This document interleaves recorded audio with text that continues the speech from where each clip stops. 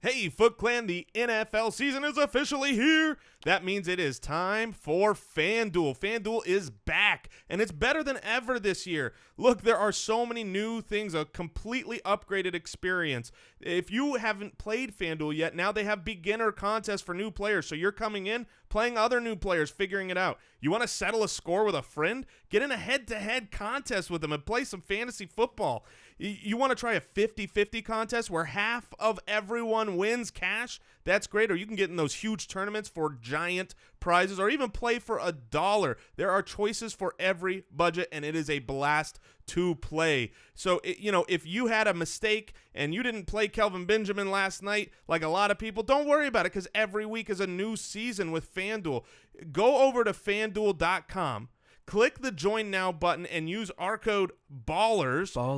If you deposit today, you are going to get 5 free entries to an NFL beginner contest, and you'll get 1 free entry a week, 5 weeks in a row. So go sign up, use our code BALLERS for 5 free entries on FanDuel.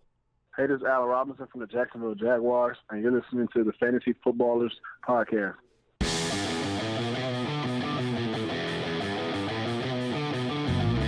Welcome to the Fantasy Footballers Podcast, coming to you from the FantasyJocks.com studios with your hosts, Andy Holloway, Jason Moore, and Mike Wright. Oh, we're back. Woo! Friday. What a game. Friday. What a game. You got your Siemian jersey on the way?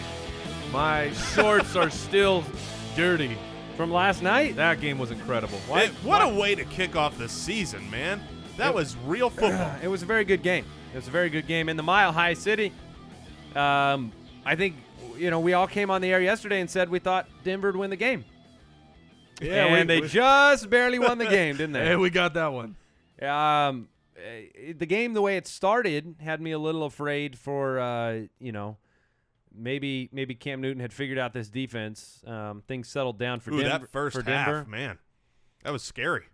Yeah, I mean, we're going to get into all of our major takeaways from the game on the show today. We have our matchups for the week, the second half of the fantasy forecast, breaking down the fantasy football players and some of the decisions we have to make in the ever dangerous and trepidatious week 1. Ooh. The hardest week for fantasy football by a mile. By 2.3 miles. It's the most difficult week of the season. That being said, very entertaining game, like you said. Some fantasy relevance for sure in that game.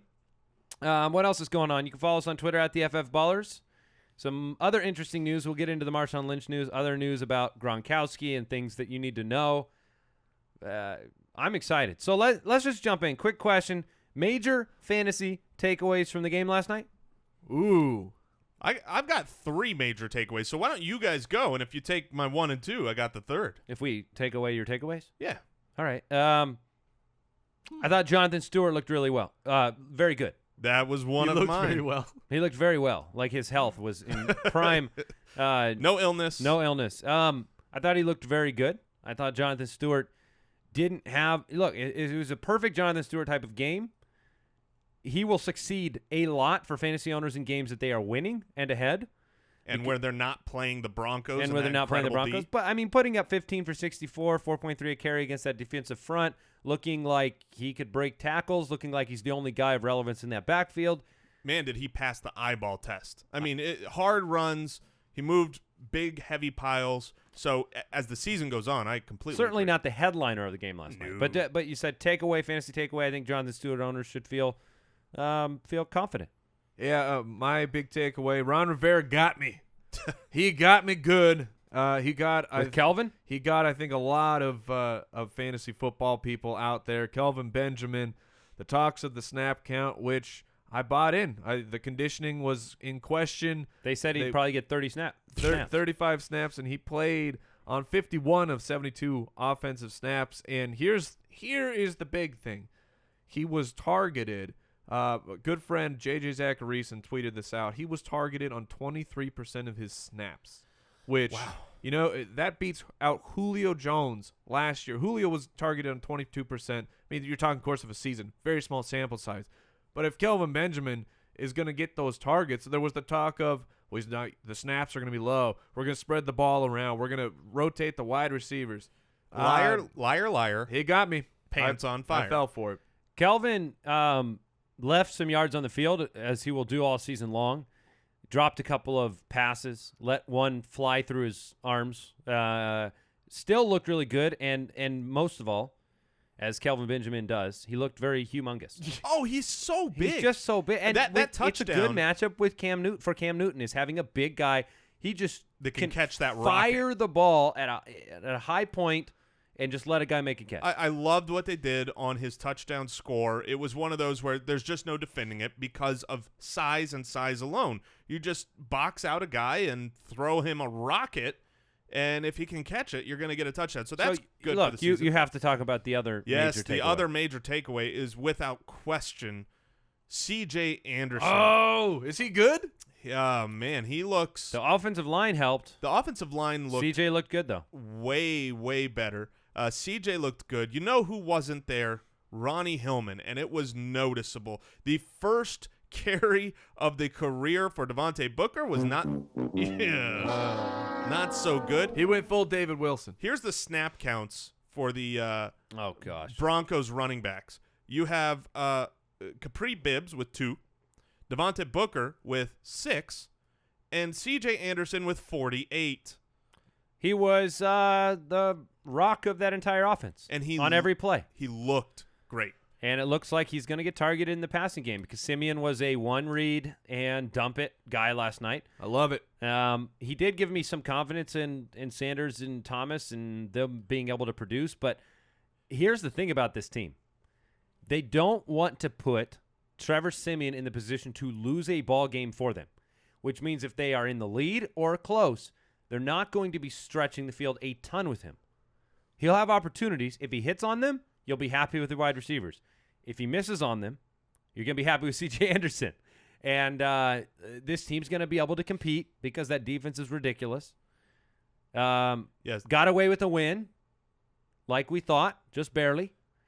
But that's what you're going to see this year. Yeah, and you're going to see a lot of 19 to 16, 21 to 17 games. What we learned, I think, is that either game script, ahead or behind, C.J. Anderson will be a major part of that offense. The only worry there would be health at this point. Just he looked like he was injured after every play.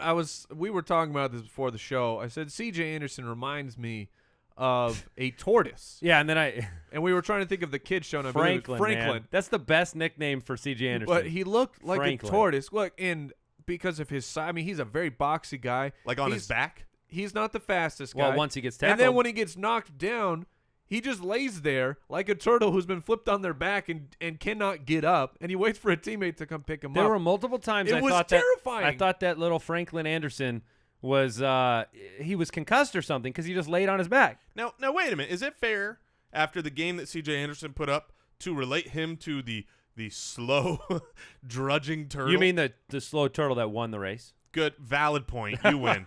All right, the All tortoise. Right. We're jumping into the news. News and notes from around the league.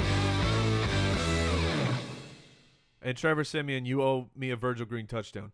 You freaking jerk. I was moderately happy with the involvement of Virgil Green in the offense. They ran a ridiculous-looking screen to the left that needs to be worked on in practice. Yeah, but he did miss him in the back of the end zone. Would have changed the night. Hey, look, welcome to tight ends. You change the whole night if that ball goes an inch higher. But the thing is, they ran that exact same play in preseason, and Virgil Green scored. The fact that they've already gone to it in the regular season, Virgil Green's going to be involved in the end zone. Virgil Green is a guy that you can start and hope. Yeah. Which is, I mean, I don't relate him any differently to Kyle Rudolph, that type of player. Rob Gronkowski does not know if he'll be active on Sunday. That was the report yesterday, which is big news. I mean, big-time news. If you're a Rob Gronkowski owner, you need to be watching this. If you could somehow grab Martellus Bennett, you will be much more comfortable. But if you are not a Martellus Bennett owner, good news. There are some options for you. This is week 1. There are 2 Monday night games. There's a Sunday night game. Obviously, that's the one Gronk's in. Yeah. So you need options that are not Sunday morning. Yeah, exactly. You have to plan ahead because if you get to Sunday night and you didn't plan ahead and Gronk doesn't play, you're out. You're putting up a goose egg, a 0. Right. And so the two guys to know about for Monday are probably There's 3. Yeah, you're right. There are 3. Well, you have Vance McDonald. The outlaw Jesse James. You have Jesse James, who was Mike's start of the week yesterday, who I love. And then if those are the much better options. You have Lance Kendricks. If everything has hit the bottom and it's gone, I guarantee Lance Kendricks is available. Here's Now, the thing. let me if ask- Lance Kendricks is your only option, I still am taking the chance on starting Rob Yes, Gronkowski. I'm waiting. I completely agree. I was going to say, if someone has Gronk and they have another tight end, a middle to low end tight end that's on their bench who's playing Sunday morning, would you drop that? Let's say it's Eric Ebron, right? If you got Eric Ebron on the bench, do you drop Eric Ebron and just grab to McDonald? pick up Vance McDonald and in hope to play Gronk? Let me there? say this. The reports today say that barring an unforeseen circumstance, Gronkowski will play in this game. Yeah, And so based on that news, I would – if I had Ebron, that's tough. I'd probably just keep both on the roster. and play Ebron. Ugh, God. I think I would drop him. I would No, as I would well. drop I'd Ebron, drop him. and I'd pick up Kendricks or McDonald or Jesse You James. have to have the chance Bennett. at that Gronk play. But you got to monitor this. Pay attention to our Twitter at the FF Ballers. We'll tweet out anything we notice and let you know.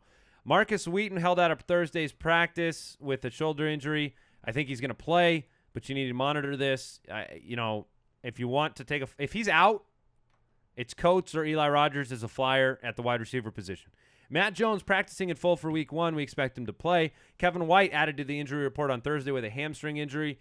Look, just keep him at the bottom of your bench right now. Kevin White is not somebody I want to have shares of in my starting roster. Agreed. We talked about Kelvin. Look, there was a tweet this morning. This is scary. Said Char West passed Ware on the official depth chart earlier in the week. This is from Therese A. Paler, who is a Chiefs beat reporter. And according to him, West is on top of the depth chart. Okay, but we really need to frame this for fantasy Yes. owners right now. When I hear this news, when I watch what happened when both guys were active and healthy last year, I'm still very confident in Spencer Ware's involvement this week against a weak defensive front in San Diego. I'm not going to adjust his ranking because I think they're complementary, and I think that Spencer Ware will get his. So I'm going to project Spencer Ware the same. Yeah, And if you guys want to adjust, that's fine. for me, but I'm just giving you my perspective. For me, I will probably adjust a little bit because I didn't have Charcandrick West getting hardly any involvement. If he does get involved based on my stats, I'll have to adjust a little bit. But I agree with you that I still think Ware is a good play. He is the guy I would play out of these two guys because he's clearly the goal line back, and I think you're going to get goal line opportunities against this defense. So Ware is still a fine play. All right, beast mode news. Dun, dun, dun. I was with some people last night, and somebody just walks up to me, and they know I do fantasy football, and they just said it. They said, Marshawn Lynch is back. Whew, that's the news. That's not So what's the news? really the news. Mike, why don't you jump on this one because you love the source. Well, the source is Mike Florio for Pro Football Talk. They are a little TMZ-esque. They have switched over to that. Maybe they've cleaned it up, but I don't consider them a very reputable source for things like this. And there is a report that Michael Robinson reached out to Marshawn and said, "What the heck, dude? Well, how about you give the report first? Oh, sorry. The report is that Marshawn Lynch Which is is considering considering- a return to the NFL. I thought you This had gone came out through it. yesterday. Talking about a week 4 or 5 return potentially. The rights for Marshawn Lynch are owned by Seattle. If Seattle doesn't release him, they'd have to pay him $9 million. They'd likely trade him or just straight release him if he returned. And then, like I said, Michael Robinson heard the news. He called him up, and this is the quote. "Record this, everybody, please. Marshawn Lynch is retired. He told me from his own mouth." Well, there you go. I think I believe that's called straight from the source. straight from the source sounds good. How many times did Brett Favre say he was retired? Hey, Right. that's very valid. No, very valid. I do not think Marshawn Lynch comes back. I don't. And in our dynasty league, where we have a bench of what do we have, like 20 15, 20 players Right. on the bench, you're darn right I made a waiver claim on him because, I'm dropping, nobodies to have the chance at the upside. But if you're in a regular league, I think where you've got 5 bench spots, I think you got to hold off here and not burn an option on that would be my personal advice. And I agree with that. It's one of those things where if you're a team that's really weak at running back and you need a flyer, you can take a chance, but the odds of this panning out in a way that both he returns and dominates in fantasy, it's a long pathway to that. It reminds me of the GIF. Of the 2 guys just shoveling money into the furnace. Mm-hmm. That's your fab that you've spent on Marshawn Lynch. Unless he comes back. Yeah. So the Lions agreed to a 3-year extension with Theo Riddick. Good for you, Riddick. Yeah. They like Riddick. I like Riddick. They love Riddick. I love when a team pays for guys like this because what it does is it gives us confidence as fantasy people that they will be as involved as this year as they were last year. Riddick was the most receptions at the running back position last year. Right, and you wonder, can I really trust it? Because Abdullah was hurt for part of it, and, will he be more and more involved? But when you go out and pay a guy, you say, we need that role. So I think Theo Riddick has to be taken in PPR leagues, as serious as he was last year. We got into this a little bit yesterday. The reason I was going to make that water bet where we miscommunicated about what you meant was because this team does not – they don't look at Abdullah and go, boy, we gotta work this guy up into being a workhorse. They have no goal of that. None. Zero. From the offensive coordinator saying they don't need a 1,000-yard back to the head coach saying they don't see him as a workhorse back to Theo Riddick getting an extension to Zach Zinner to whatever it is. This is a team that looks at it as a platoon of weapons that stand behind Matthew Stafford. Yep. That is 100% of the view. So that's it for the news unless you guys have anything else. I would just say I still think Abdullah is the more talented by a wide margin. Yeah. Just throwing that out. Okay. I'm not going to get into it. Fantasy Forecast. Unless you meant at fumbling, and then I'll agree with you. Clearly Sure. that's what I meant. Raiders take on the Saints. We're back into the matchups, breaking them down. 51-point over-under. Now Let's is call the type this. of game. You know what we need? Mike, you've let us down. Big time. You've let the always. show down in a big way. I apologize for what I did. I didn't do that. I do not know that I didn't do. Thank you for the apology, Mike. But Look, you're a scumbag. it's clear that we need the Bonanza theme song as a drop for games like this because this is a fantasy Bonanza type of game. They're very, very Azer-esque. What? Bonanza. Bonanza? Yeah, the CBS Azer Bonanza curse. Never mind. Never mind. Aware of that. Moving No. on. This is the Fantasy Footballers podcast. I know. I was talking about the game being a big fantasy explosion type of game. I'll get my mind going. I feel like in this game, I want to start most pieces. I'm not going to go so far as Carr. throwing, CJ Spiller in there, but yeah. Let me go through them. You just say yes or no. Okay. Carr. Yep. Brees. Yep. Latavius Murray. Yep. Ingram. Yep. Cooper and Crabtree. Yep. Cooks and Snead. Yep. Clive Walford. Nope. But Coby Fleener? He could be sneaky. Yep. Michael Thomas. Probably not, just because he was showing up on the injury report. So if he splits with Coleman, I'm going to wait. I'm going to Kai stash him. Forbath. Definitely. The He's Saints been cut. I know. Saints Okay. defense. No. do not start the defensive teams. We know the story. The Saints defense, 31st in the league in run and pass D last year, so not dead last. Congratulations. In each, but dead last as a combination for sure. The Raiders were middle of the road against the run last year, not good against the pass. I think this will be a high-scoring game, as Vegas agrees. This is officially Vegas's highest of the entire week. I think it's interesting. The Saints are barely favored at home, basically a heads-up game. I love everybody in this game, like you said. Yep. Crabtree's a sneaky start. He was your start of the week. Start of the week. Love Latavius. From a fantasy curiosity perspective, the two things I'm watching in this game, 2 or 3. What is Spiller's involvement? Yep. What is Michael Thomas's involvement on the, he's on the depth chart, he's a starter. What is his actual involvement in the game? Does he perform? Does he, when you saw Brandon Coleman debut with Drew Brees, you knew Brandon Coleman wasn't going to be a staple right away. So what happens with Michael Thomas? And then Clive Walford, I want to see his involvement as well because he came on towards the end of the year. Is he a fantasy I mean, he's an early round tight end. What does he do? And for me, I really am going to be looking for the Fleener Brees sync. Sure. Are they in sync yet? Because I still expect that they might get off to a slow start, but by the end of the season, I think Fleener will be very valuable. Let's move on. Let's move on to a game that I view in the opposite way completely. The Cincinnati Bengals take on the New York Jets.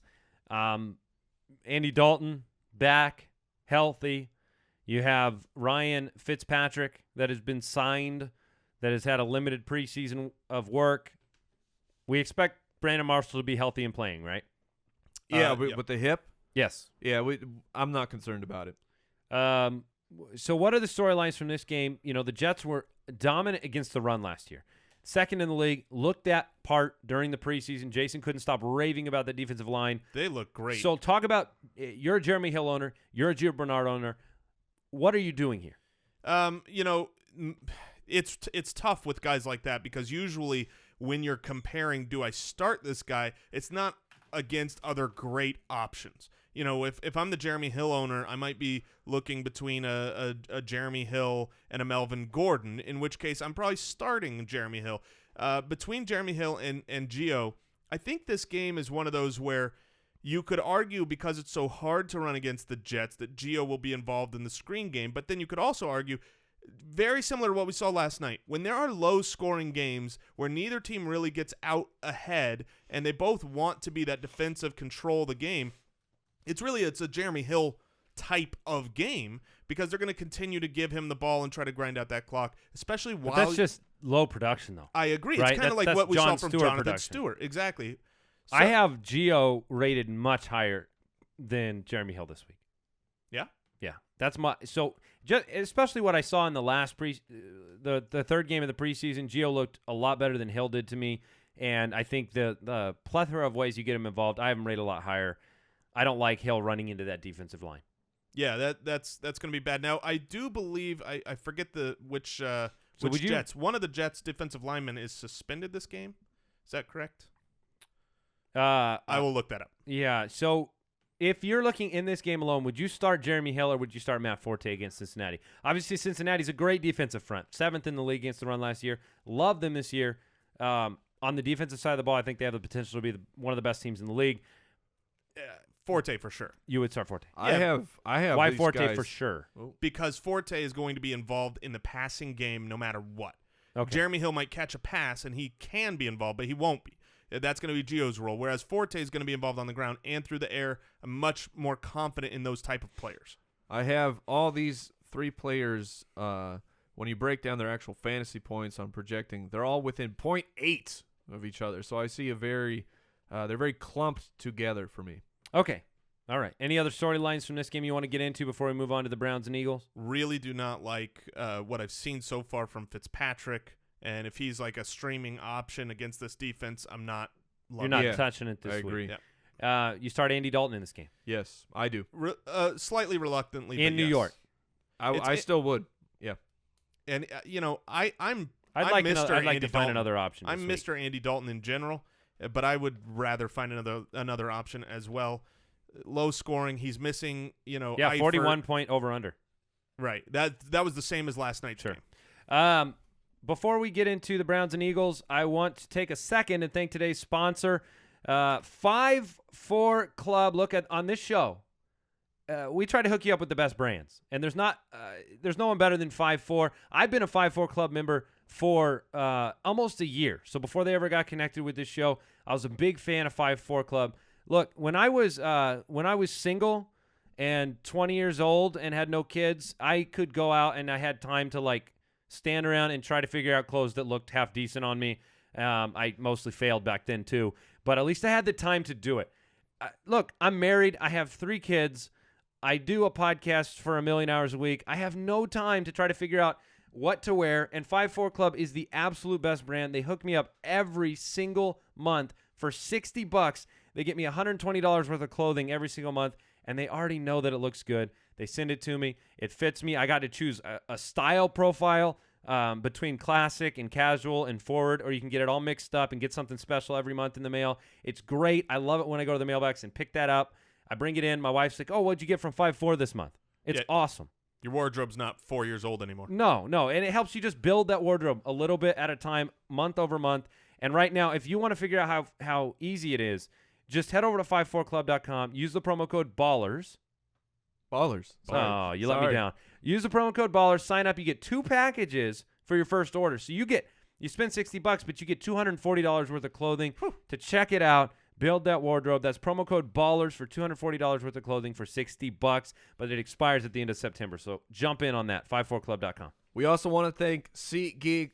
A spoiler alert and a shocking update. Football is here, people, and you got to get to the games because there is not much better in this life than the live NFL. My son asked me last night, have you been to an NFL stadium before, Dad? We all know it's the bee's knees, and the easiest way and the best way to get a ticket is to fire up your SeatGeek app. They make everything easier because they do the price comparison for you. They search multiple ticket sites. They're getting you the best possible deal. Do you hear what I'm saying, people? They're saving you time and they're saving you money by doing all the work. And they give you they put a grade of the value of the ticket. Look, I'm telling you, they do all the work for you. You just fire up the SeatGeek app. You say, I want that ticket, and I know that I'm getting a great deal on it. And this is our listeners are going to save or get a $20 rebate on their first SeatGeek purchase. This is what you got to do, Foot Clan. To get your $20 rebate on the tickets, you download the free SeatGeek app, go to the settings tab, click add a promo code, enter promo code FOOTBALLERS, and SeatGeek is going to send you $20 after you've made your first ticket purchase. Download the free SeatGeek app and enter promo code FOOTBALLERS today and get to some games. You're wearing that bright yellow shirt today, Mike. The bee's knees reference was solid. I mean, it just fits in with your wardrobe. Yeah, well, I'm wearing the Foot You're Clan beaming, shirt, man. You don't wear dark colors very often. Well, they're more of a, They don't fit in with my bubbly personality. Yeah. You've got the different. I got the Rule 86 shirt. You do have the Rule 86 shirt. Yeah. Looks pretty good. Darn Looks right. pretty good. Browns at the Eagles. Philadelphia. We get this is kind of like one of those games where this is an interesting game. it's fun. It's going to be fun to watch. I mean, it's Yeah. going to be fun to see how things shake out. You got Wentz making his debut. You have RG3 making his debut for the Browns. His re-debut. Yeah. I said hopefully this. he doesn't go ragdoll every 30 seconds like he does seemingly all the time. If we could get Robert Griffin and C.J. Anderson Oh, man. on the same team. They would just – and then get Gronk because Gronk does a little ragdoll as well, like at the end of his plays. I said this to Some guys don't look good going down. To our group of writers. Surprisingly, this is the game I am most excited to watch because there are a lot of questions. Corey Coleman. Yeah. Terrell Pryor. Exactly. The list goes on. Dorial RG3. Green-Beckham.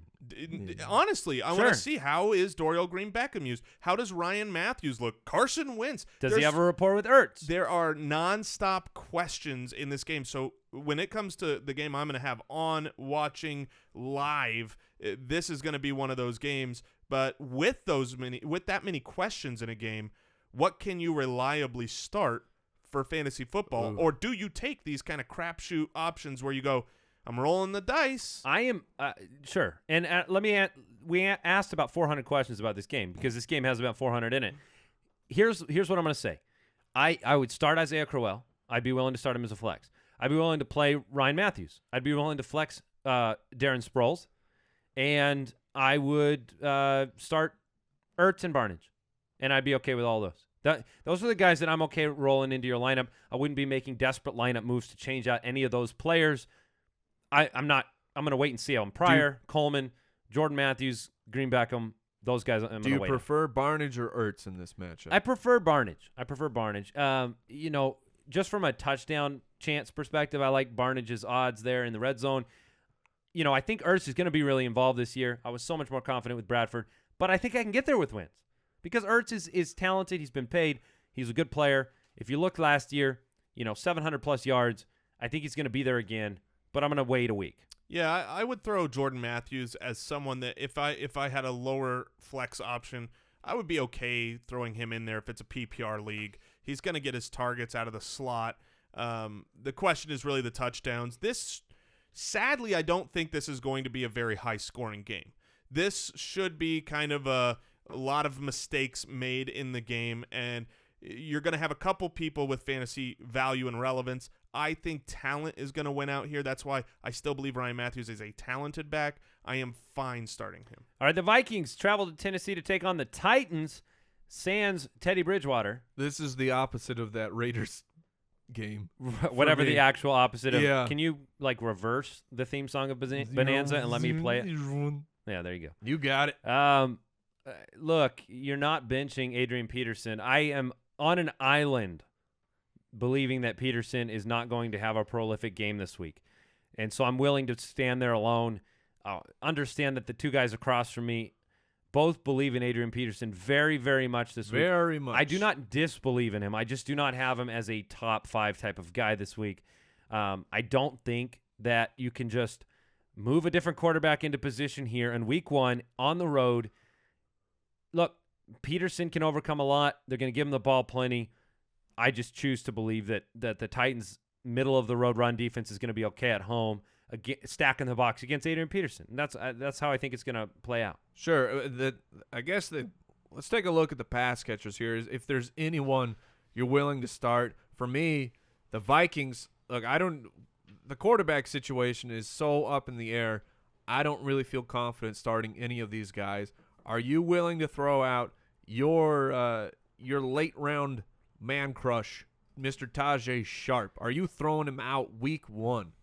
No. I'm putting you. No, in I'm probably not. Okay. I think he has the potential to catch 5 or 6 passes in this game, but it's a very good Vikings defense, a very good Vikings pass defense, top half of the league last year, and they want to run the ball there. I just don't know if you're going to have enough production from Sharp against this defense this week, and that's fine. He's a wide receiver 4 for me this week. The biggest question I have is going to be DeMarco Murray, because what we've seen in the preseason is that he has looked really good, that the Titans want to run the ball. He has risen up my rankings on a season-long basis, but now they come into week 1, and they've got the Vikings, who I still believe are going to be riding the emotional high of doing it for Teddy. That'd be the emotional low. Well, but you get up for doing something, you got to get up to get down, in fellas. the face of adversity, and we've seen this before, and I think, Coach Zimmer is the type of coach that can really rally their guys. I'm with you. And so that's why I've got AP as my number 1 running back. So I'm just curious, what is DeMarco Murray going to be able to do in this matchup? I don't think the Vikings have the offense to run away with it, so they will be able to run. Murray's fine to start. Murray's an RB2 for me this week. Yeah, I'm curious. I'm going to check and see if he's an RB2 for me. Probably is. Mike, any thoughts on this game before we move on to the Dolphins and Seahawks? He is. I'm very interested to watch how that running back situation shapes up of the juggernaut, Derrick Henry, the juggernaut. Can they keep him off the field, because they have that huge contract for Murray. All the coach speak is that DeMarco Murray is our guy. We're going to ride or die with DeMarco Murray. But Henry through the preseason, how do you keep him off the field? I think it will be very complimentary and not a. I don't think it's going to be a concern for them. That's my outlook. I think it's just going to be a really good situation for them. The Dolphins fans, when the schedules were released, they went into the rooms and they ripped up the paper and they cursed the sky because they started on the road in Seattle. They just said, well, it's a 15-week schedule. Yeah. We start 0-1. We're just going to take number 1 off of the board. Yeah. Hey, guys, this is the NFL. Andy, why don't you make this your almost upset of the week? Nope. Sorry, no, Dolphins fans. Look, yeah. It's not happening. This is the largest point spread. Vegas sees the Seahawks running away with this. This is the reason. If you follow my Twitter account at JasonFFL, you saw last night, the from Dumb and Dumber, the Jim Carrey gif of him wanting to vomit when he sees something he doesn't like. That's what I had to post, along with the fact that I actually think Kristen Michael is a decent play this week. I will say this. I wanted to temper because there's so much Kristen Michael love coming out. I still don't think he is a very great running back. I think he's an extraordinary athlete. I believe it will be Thomas Rawls coming in. And remember, Thomas Rawls is in this game. It's not like Jamaal Charles with Ware. Thomas Rawls is going to get probably 6 or 7 touches and take some of that away. But the game script here just says the Seahawks should be in a massive lead. The Dolphins have not been good. Were not good last year against the run. And so you should be able to run the clock and score touchdowns on the ground. And so whoever that running back is, right now it looks like it's Kristen Michael, should be a valuable fantasy play. Let's talk about – You're just tiptoeing so strongly. Just say it. Kristen Michael is great, and he is great this week. No, I will not. I will not say it. I think he's great this week. I don't know if I'm going to jump to he's great because the guy was cut from teams. He's a strong play this He's week. awake. All right. So, Mike, give us the other side of the ball here. Oh, with the Dolphins? Break it out. Break it down. Look, if I'm playing anybody, if you're in a PPR and you're thinking I'm going to play Landry or player X, I'm still okay throwing Landry out. What are they going to do? What are the Dolphins going to do? Besides, they're going to have to keep feeding Landry. The production might not be great, but if you're in the PPR situation, maybe he gets you 7 to 9 receptions and you're feeling okay with how everything is shaping out. And what I want to watch from this game is Kenny Stills. Ryan Tannehill looked very great and very terrible play to play during the preseason, but he also seemed to have a connection with Kenny Stills. I want to see, are those targets going to be there in a real game? Are they going to take those deep shots? And how is Tannehill's deep ball doing? Because he's not really known for that. We had Mike Wallace, one of the best deep route runners at the time, and they couldn't connect. So can he get that going with Kenny Stills? I think that's my, besides, of course, the hashtag awakening, the thing I want to watch the most is Stills and, of course, Mr. Achilles himself, Foster. What's that workload look like? Do they give him everything? Do they run him into the ground? My hope for Foster in this game is simple. Catch the ball. That's my only hope for him in this game. Yeah, his production is going to have to come. Catch the ball. The pressure comes to Tannehill. Tannehill dump the ball off to Arian Foster and get him some fantasy points. Yeah, his ceiling is going to be hard to be high. I mean, it's very difficult. Going to be hard to be high. Yeah, that's a song. It's very, very difficult It's for him to put up a hard lot to of be points high. in this game. The one guy we haven't mentioned that I am starting in most situations, I think Doug Baldwin is a fine play. I do too. In this game. Oh, All right, the Giants and Cowboys battle in Week 1 divisional matchup. If you look at last year's game script, it needs to change for Eli Manning against the Cowboys. Much like Phillip Rivers against the Chiefs, Manning threw 0 touchdowns against the Dallas Cowboys last year. So I think you have to temper some expectations for him this week. I know other people don't have that point of view. I think that you just can't project Manning to come out and set the world on fire after that kind of a production against this defense. They know each other very well. Eli Manning is not a must start for me this week. On the other side, you have Dak Prescott making his debut. My number one running back on the week is in this game. Zeke. Really? No, Alf. No, it's Zeke. It's Ezekiel Elliott. He's my number one running back on the week. Outlandish as it may be, I just think the Giants they were not a good run defense last year. I know they brought in some pieces, but it oftentimes, as it's going to take in Jacksonville, it takes some time to get those pieces working together on a defense. I like Ezekiel Elliott to take pressure off of Dak Prescott. Jacksonville's been working on it for about 10-plus years. They brought in Malik Jackson. Olivier Vernon came into the Giants. Similar situation to me this year. I think the Giants' D has improved, which lends itself more to a lower scoring game. If with Dak they want to run the ball with Zeke, the clock's going to run out quicker. That being said, I just want to throw this out. I'm not completely off of Eli. I mean, if you look at his 2014 against Dallas, very successful. His 2 games were 250 yards, 3 touchdowns, and 338 yards and 3 touchdowns. So, no, it's just something to keep in your mind when you're setting forth your expectations for them. Sterling Shepard, Victor Cruz, Odell Beckham Jr. is a must start, obviously. Yep. I don't feel confident with any of the tight ends on the New York side of the ball this week. I did have Jason Witten's my start of the week at tight end. I think he's going to be tried and true this week. Yeah, if you're in a PPR league, he's going to be absolutely fine because he'll be a check down guy. Mike, talk to us about the Lions taking on the Colts, a very high-scoring affair, another one of those fantasy bonanza type of weeks. What do you think about this game? What are the storylines that the fantasy owner needs to pay attention to? For me, the storyline is the guy I've been raising up, Josh Groban style all off season. My man, Dante Moncrief. I want to see what that Colts offense looks like. And like you said, we expect a lot of points. This is a very similar breakdown to the Raiders Saints. If you got a guy on the Lions offense or the Colts offense, I'm probably going to start him in there and feel very good about it. Stafford, Luck, feel great about it. Tate, Marvin, and you know what? Sneaky start. Anquan Bolden is I completely agree. He is getting a lot of love from the coaching staff. If you watch the preseason, he looked great. Yeah, he is a true possession receiver. If you're in a PPR league, he's going to finish the game probably with like 6 receptions. That right there is probably going to get him to double digits, and he has a chance at a target in the red zone where he can come away with the touchdown. A deeper option, I do like it. Or I've seen him as a very successful FanDuel play. He's super cheap, and if you're looking for more of one of those dart throws, I think he was in our article that we just put out on the website for like some look for these guys in GPP FanDuel. upside. Yeah. All right, let's go to the Sunday night game. All right. Sure. Let's talk Patriots, Cardinals, the Garoppolo show.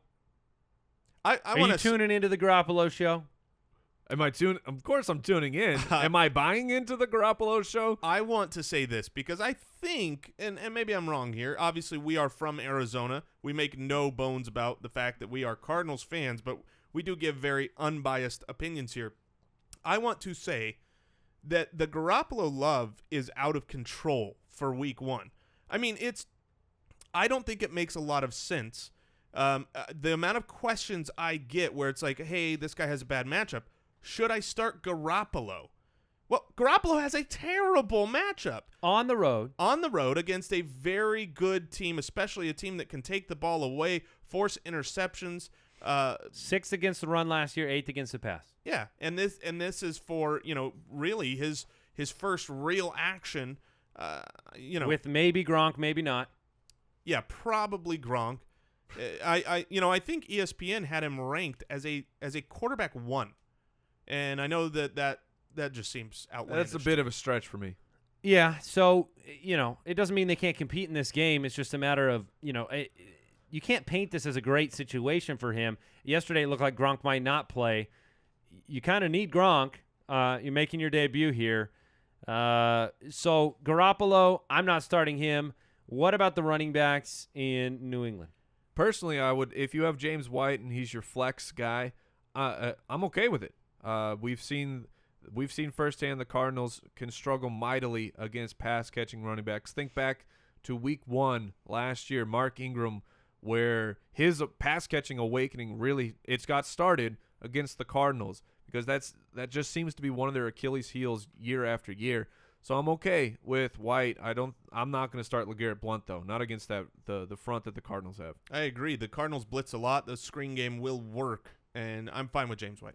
Did you spin the wheel? Where did it land for wide receivers on the Arizona Cardinals? My wide receiver 1 in this game for the Arizona Cardinals is actually Larry Fitzgerald. I think that in a game like this against what is a pretty good defense, you're going to need that go-to possession type of guy. I expect him to end up with the most receptions. He's not going to have the chance at that deep, long bomb the way that either John Brown or Michael Floyd would, but I think he's a safe start. All right. David Johnson, auto start. A must start. I would say the kind of the questionable guy. What do you do with Julian Edelman? Yeah, that's a valid question. I think for where you have Julian Edelman and what your options are, when I see him on most rosters, you're probably going to be starting Julian Edelman. Yeah, I would start him. I'm an Edelman owner, and I'm starting him as well. You are. And let's not forget about the revenge factor for Jonathan Cooper, offensive guard. He's on the Patriots now. Yeah, that is true, but I would go with the revenge factor of Mr. Chandler Jones. Yep. All right. Are we getting into the Monday night games now? Mm-hmm. We are? What else are we going to do? All right. The Steelers take on the Redskins on Monday night. We have Kirk Cousins, Captain Kirk, taking on Big Ben, and the often predicted future Super Bowl champions, Pittsburgh Steelers. I've seen not Washington? No, not Washington. D'Angelo Williams at the top of all of our lists this week. Must start. A must-start guy. Matt Jones, I think you can absolutely start him in this game. I chose to start Matt Jones over Jonathan Stewart this week in our Dynasty League because I just think the upside was higher for Jones in this matchup. You know, the Steelers, they had a good run D last year, but they weren't a great overall defense. They struggled against the pass. You know, if they try to lock down Deshaun Jackson and Pierre Garçon and Jordan Reed, I think there'll be some openings for Matt Jones, who is healthy and will play. We talked about Wheaton. Look, Antonio Brown's an auto start. What are the other guys that you're paying attention to that we have not discussed? I mean, we've talked about Jesse James already. Talk about, Rule 86. Oh, man, I am extremely excited for Jordan Reed this week. He's my number one guy. And that's, that has to do with Gronk's quarterback situation, his matchup. The preseason has given me no reason to think that Kirk Cousins is going to stop throwing to Jordan Reed, that the 20-yard touchdown strike in the preseason was a thing of beauty. He's going to be involved. He's going to be heavily targeted. All right, Kirk Cousins was my start of the week. Is Jamison Crowder a deep league flex play? Are you willing to take that jump in week 1? I think he will do enough where he's not going to burn you. He's especially in a PPR league, but I probably have someone else that I would rather start over him, so I doubt he would make any of my lineups. The guy that I'm watching the most in this game is Markus Wheaton, assuming he lines up. I want to see that number 2 pass-catching role for the Steelers. Who is it? Between Wheaton, Rodgers, Sammy Coates, that's what I'm watching. Would you start Wheaton or Michael Floyd? Floyd. Would you start Wheaton or John Brown? John Brown. Would you start Wheaton or Philip Dorsett? Wheaton. Ooh. Yeah, I think I'd be Wheaton on that side too. Yeah. All right, the Rams travel to San Francisco, the Los Angeles Rams, to take on the 49ers in the world's first Keenum Gabbert face-off. The first of many sure to come. Or the last one we'll ever see. Look, you're rolling out Todd Gurley without hesitation. He's a must-start every single week. We don't need to discuss that. Carlos is there Hyde. anyone else? Yeah, is there anyone else? That's a good way to put it, because I would not start anyone else aside from, Vance McDonald, and I think a lot of people drafted Hyde and probably have to start Hyde this week. Oh, I'm perfectly fine with Hyde. The Rams. I think it could be a really rough week for Carlos Hyde. It could be. The Rams, by the end of the year, we're 20th against the run. We have this mental image of who the Rams defense are, and their running defense is great. It wasn't there last year. I know they dealt with a bunch of injuries, but I think Carlos Hyde is a perfectly fine play this week. All right. I believe for the record that you stand alone on that. That's fine. I'll stand on that island. He is the predominant back, and so he should get enough work to have a Jonathan Stewart type of game. I just think, what is his true upside in this game? It's going to be very low scoring. I expect the Rams will. I'm not going to sit Hyde. I will say that. I'm not going to just sit him. Okay. Yeah, he's a flex. I'll type. take it. I have him as an RB3 right now. Sure. And look, you're in a situation where if you're deciding between, Carlos Hyde, Amir Abdullah this week. Hyde. Yeah, that's tough, but I would go Abdullah. Okay. And the thing to watch for me is that's where the line is for me. Is do we get the up-tempo Chip Kelly offense, and who gets the targets? Who gets them? Right. So check it out, everybody. This weekend, now this show's over almost, but this weekend we'll be tuning in. We'll be connected with you guys on Twitter at the FF Ballers. Mike is going to be periscoping live on Sunday mornings this year as often as he can, so you can tune in, get a last-minute word in about the game, some of his thoughts. It's a great way to connect with the show.